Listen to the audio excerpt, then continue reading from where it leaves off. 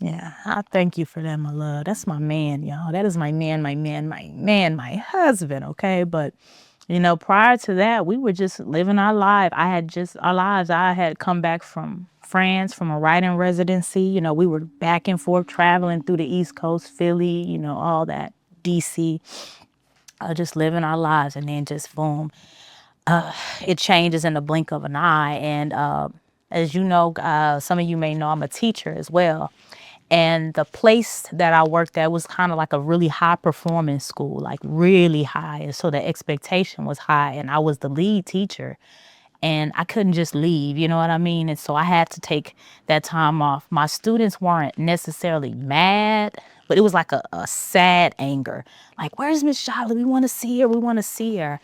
I remember after the chemo and all of that different kind of stuff, I had went to like their graduation and stuff, and I could barely even like walk. Like I was like in so much pain, but I was determined to come see my students, and they got me a gift and all of that different kind of stuff. I bring up my students because I had a really, really close knit relationship with my students, so much so that for career day every year a student dresses as me for career day, and it just shows you the impact that you've made and how important representation was. I'm just thinking I'm just being regular old country Sabrine whole time. I'm not realizing that my personality and who I was really impacting the people around me, down to the parents. Like he'll tell you, like people will always come up to me, girl, you look good and this and that and the third. I'm always getting these compliments and stuff like that. And I'm just thinking of it as regular.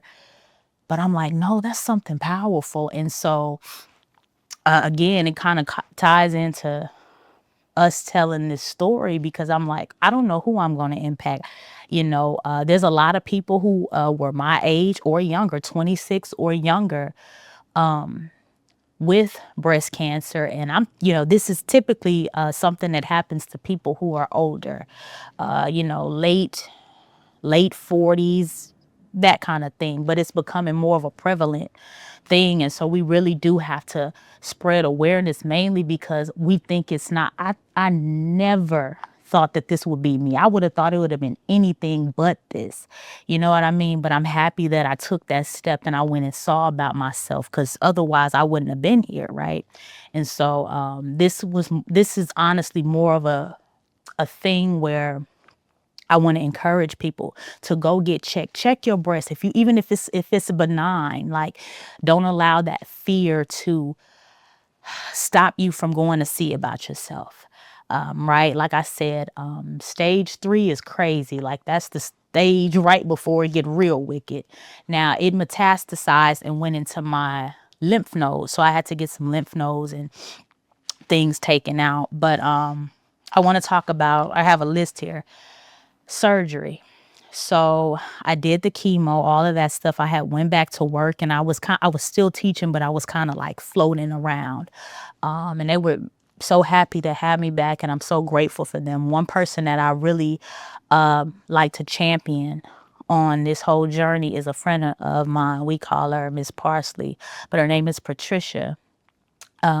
I didn't know she was dealing with the same thing as me, but something in me wanted to talk to somebody, and I called her. I'm like, why do I want to call her and talk to her? Like, and tell her this. I'm like, I don't know. And she'll tell you, I called her. I'm like, girl, I don't know why I feel the need to talk to specifically you about this, but I told her, I was diagnosed with stage 3 breast cancer, and girl, I don't know what to do. And she said, have you talked to the principal about me? And I said, no, for what? And she said, because he's the only person that I told that I had it. I had no idea she was dealing with the same thing. That she's older than me, but it was just funny how the spirit had led me to talk to her. And so she was a big part in helping me get through that. A lot of my colleagues and coworkers, Kareem and Marcel and Marley I and all these people were really a big part, played a big part in me getting through this. So later, we're going to fast forward. They were saying how, maybe I think it was like 4 months in, the cancer was gone. So it was relatively quick. But the thing about cancer cells is everybody has them. It's just that when they grow and they find something to attach themselves to, it could become full blown cancer, right? And so he's like, we are recommending that you do a mastectomy. And I'm like, hell no, I'm not doing it. And my my surgeon, he was like he was like really, I met him before I met my oncologist, so like he was my dog. Like he was literally walking me through the whole thing, helping me through everything if I needed anything. And he like a head honcho at the Brooklyn Hospital Center, so he just pick up the phone and call and it's done. So he was a big part in helping me do things pretty fast. And you met Dr. Asirin. He's a cool, laid back, kind of suave guy. And he said, I'm recommending this to you because I don't want it to take you. He was like, think about it like this. There's people who go out here and do it voluntarily, get some new boobs and all of that. He's like, you'll never have to wear a bra again. I'm like, Doc, do you see me? I don't have to wear a bra now. We laugh about it and all of that. And so I still had it in my mind that, no, I'm not going to do it. And then I talked to my then boyfriend about doing it. And you want to talk a little bit about what you were telling me as far as the surgery was concerned and why you thought I should do it? I mean, it's pretty cut and dry for me. Because I do, like, for those, I'm a hospital corpsman in the Navy, so I do a little medical stuff myself, a little bit here and there. I was just more so thinking from that aspect, and to try to be more preventative. So I was bringing that option in, saying, "Hey, look, we emotions aside, we got to be smart about this. What's the best probability and the highest? Well, what do we highly recommend?" So, I would anything I do should take anything I do, the way I think, the way I move. It's all about probabilities, high, low risk, high reward, and being as preventative as possible. So my angle was more so from that. Yeah. So February 29th, it was a leap year. That was 2024. I decided to go ahead and do a double mastectomy. Now, honestly, I wasn't like losing my mind. Even during the process of the cancer, like I handled it fairly well. Like people wouldn't even have known had I not told them, certain people. I was still dressing up. I was still showing up. I was still performing, traveling. Actually, I had done my first so far in New York like a month prior to that. And like I'm just moving around. And it wasn't a fake or a front or anything. It was just I had a peace that I could not understand. Like I'm like am I like numbing myself or am I really at peace? But when I sat with it, I was really at peace. I just couldn't understand why. Like when everything around me, as far as my health was concerned, was just falling.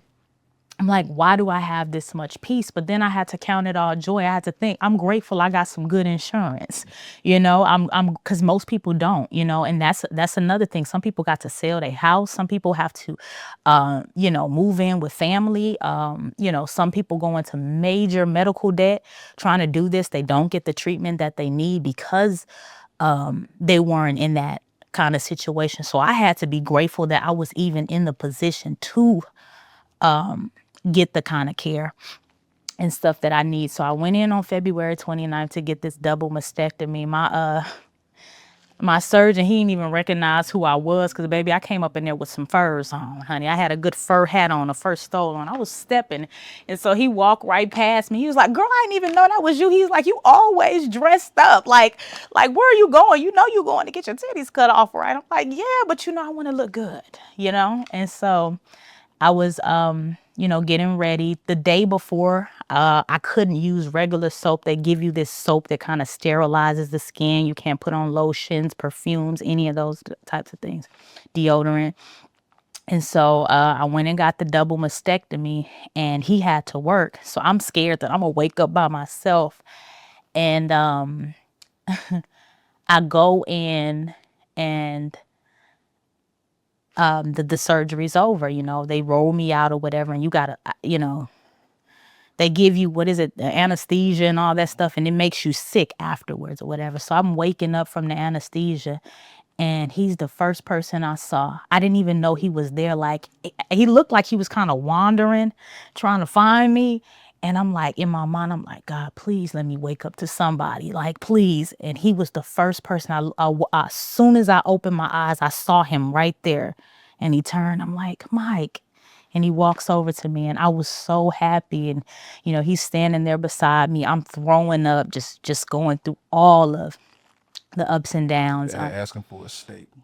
I was asking for a steak. I don't even remember Asking, that. asking for a steak. I like, and the doctor, she wants a steak, but she can't get it. I'm like, we're not gonna eat steak. Don't worry about it. I probably was giving them doctors hell, but it was what it was. And so I couldn't really sit up by myself because, I had a lot of tissue taken out of my right side, plus my lymph nodes, some of my lymph nodes. So I couldn't sit up. He had got me like a stool to take a shower with. He had gotten me like some mastectomy pillows and all that kind of stuff. Sometimes I still use it because it's comfortable. And like I said, I literally needed help to do everything. Like, I could barely like wipe myself. Like, I needed help to do everything. And I'm like, my sister, she came out there to help me. And I remember I was on the toilet one day, and she comes over. I'm like, Kyla, I could barely wipe. And she was like, you want me to do it for you? And I'm like, I'm the big sister. I'm supposed to be the one. And she said, you would do it for me. And I said, I would. I got emotional. Here I go again. Because I'm like, I'm so grateful for my tribe, for the people in my life who were really there, because it can be a lonely journey.